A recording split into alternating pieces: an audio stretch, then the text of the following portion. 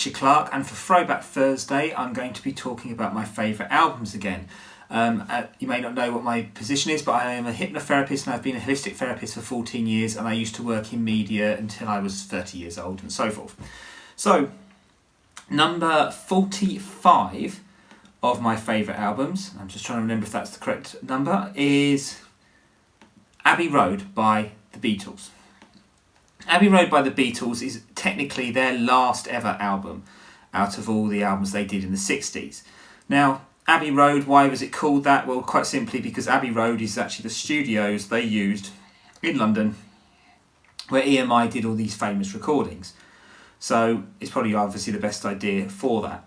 Now, with Abbey Road, because it was the 11th studio album by The Beatles, it was released, it was the last group they recorded, although Let It Be was the last album completed before the band's breakup in April 1970. Mostly with Abbey Road, it was recorded in 1969, April, July and August, and topped the charts in both the US and the United Kingdom. At that time, it had a double A single from the album, Something Come Together, was released in October, which also topped the charts in the US. So Abbey Road incorporated a few styles. It had rock, bop, blues and progressive rock, and made prominent use of the Moog synthesizer, one of the first sort of albums that did it for the Beatles. The album was recorded in a more collegial atmosphere than the Get Back, Let It Be sessions earlier in the year, but there was still some significant confrontations within the band, particularly over Paul McCartney's song Maxwell Silverhammer, and John Lennon did not perform on several tracks. John Lennon had really started to move away from the Beatles, so had George Harrison.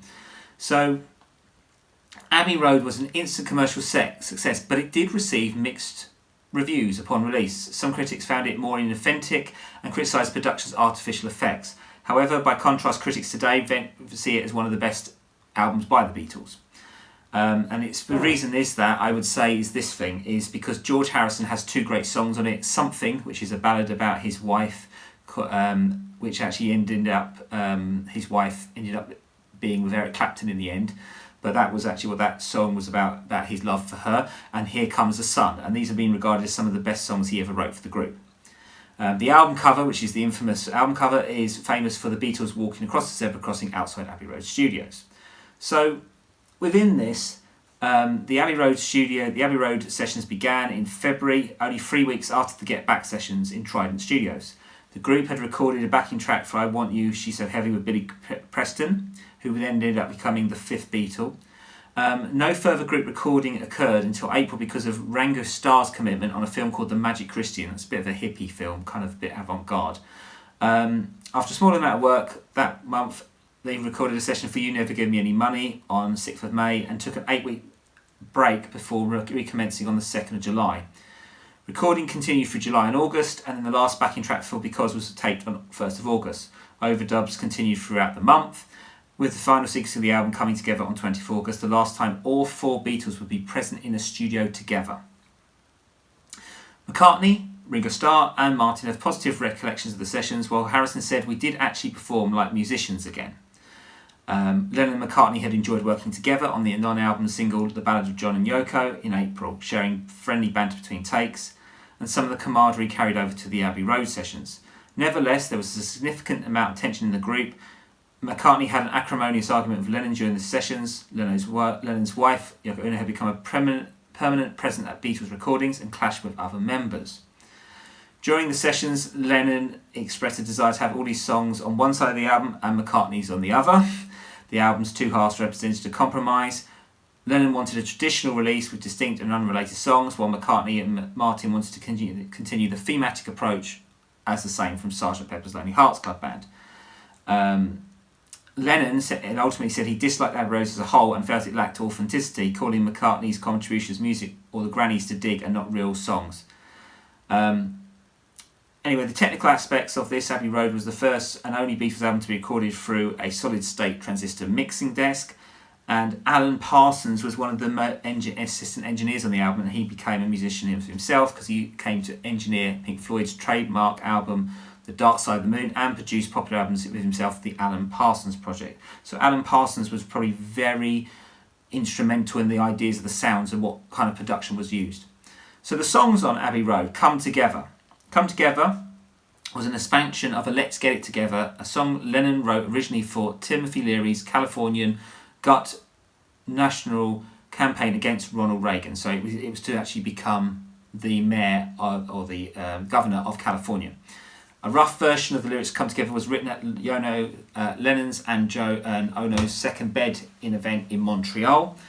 And again, there was different issues with this song Come Together because there was ideas of certain things they had to change lyrics. Some they had to change rights. Some of the lyrics were unusual. So it had a couple of issues. But again, the idea of Come Together was kind of ironic because the Beatles were trying to split up, but the actual Come Together was the Beatles coming together. Something, which is probably one of my favourite Beatles songs, was inspired to write something during the session for the Abbey Road by listening to his label mates James Taylor's Something in the Way She Moves. After the lyrics were refined during the Let It Be sessions, tapes reveal Lennon giving Harrison some songwriting advice during its composition. The song was initially given to Joe Cocker, but subsequently recorded for Abbey Road, and Cocker's version appeared on his album, Joe Cocker.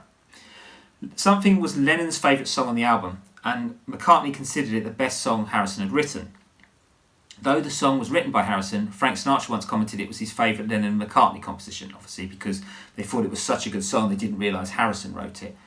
Lennon contributed piano to the recording, and while most of that part was removed, traces of it remain in the final cut, notably on the middle eight on Harrison's guitar solo.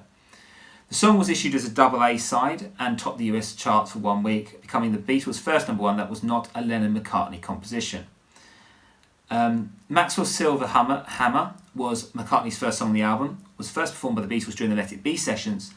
He wrote the song after the group's trip to India in 1968 and wanted it for the right album, but it was rejected by the others as too complicated. The recording was fraught with tension between band members, and McCartney annoyed others by insisting on a perfect performance. And this is one of the things what Lennon didn't like. He just didn't like the idea of the song at all. Oh Darling was written by McCartney in a doo-wop style, which was like the contemporary work by Frank Zappa. It was tried at the Get Back sessions, and a version appears on Anthology number 3. And then McCartney attempted recording the lead vocal only once a day. I came to the studios every weekday for a week to sing it by myself because my voice was too clear. Wanted it to sound that I've been performing it on stage all week. So he wanted that sound, that sort of gruff sound to it. Octopus Garden was Ringo Starr sang on the lead on the track, and it was his second and last solo composition released on an album. And it was inspired by a trip with his family to Sardinia aboard Peter Sellers' yacht after Starr left the band for 2 weeks during the sessions for the White Album. Starr received a full songwriter credit and composed most of the lyrics, although the song's melodic structure was partly written in the studio by Harrison. The pair would later contribute on writing on Starr's solo singles It Don't Come Easy, Back Off Boogaloo and Photograph. I Want You, She's So Heavy was written by Lennon about his relationship with Ono, and he made a deliberate choice to keep the lyrics simple and concise. And it had a progressive rock influence. And different attempts of it were done for the Get Back and Let It Be sessions with Billy Preston, but in the end it made the Abbey Road sessions. Here Comes the Sun, which was the other song written by Harrison in Eric Clapton's garden in Surrey during a break from stressful band business meetings. The band basic track was recorded on the 7th of July 1969. Harrison sang lead and played acoustic guitar. McCartney providing backing vocals and played bass, and Starr played the drums. Lennon, unfortunately, was still recovering from a car accident and did not perform on the track. Martin provided an orchestral arrangement in collaboration with Harrison, who overdubbed and Moog synthesised the part on the 19th of August. Though this song was never released as a single, the song attracted attention and critical praise and has been included on a compilation on Desert Island Discs and has been chosen by many people. Harrison recorded a guitar solo for this track but did not appear in the final mix, and has been rediscovered in later years. Because, which was inspired by Lennon listening to Ono playing Ludwig van Beethoven's Moonlight Sonata on the piano, he recalled that he was lying on the sofa in her house listening to Yoko play. And he said, "Can I play these chords backwards?" She did, and I wrote Because around them. Harrison played the Moog synthesizer and Martin played the harpsichord that opens the track. Then the main thing on Abbey Road was a medley of a certain amount of songs. So these medleys was You Never Give Me Your Money, which was an issue with McCartney, has said the band's dispute over Alan Klein and what McCartney viewed as Klein's empty promises were the inspiration of the song's lyrics. The Sun King, which like Because showcases Lennon, McCartney and Harrison's triple-tracked harmonies. Following it are Lennon's Mr. Mustard, which was written during the Beatles' trip to India, Polythene Pam, then in turn are followed by 4 Paul McCartney songs, She Came In Through the Bathroom Window, Golden Slumbers, Carry That Weight and The End. And The End features Starr's only drum solo in the Beatles catalogue. The drums are mixed across 2 tracks in true stereo, unlike other releases at the time when they were hard pan left or right. And all these songs in The End, and the last song as well, which this end was Her Majesty. There was other unreleased songs and unreleased ideas. Harrison recorded solo demos of All Things Must Pass, Something and Old Brown Shoe, but they never actually made the album, and so forth. The thing is with what I like about Abbey Road is I feel that the Beatles, as much people didn't like it as much, is the Abbey Road album is where basically the Beatles wanted to come up with something at the last moment of something where they could somehow get together. And my favourite album of the Beatles is Revolver, which is a very cohesive album in comparison. But with Abbey Road, there is some beautiful songs. And to me, it's all about the idea of when collaboration is you try and come up with the best product you can, even though you're not getting on properly. So Abbey Road is my second favourite Beatles album. I think it is actually an album which, if you listen to it, doesn't have many weak songs on it. Whereas something like, say, Sgt. Pepper's Lonely Hearts Club Band or the White Album, even Rubber Soul and so forth, they've got some good tracks, but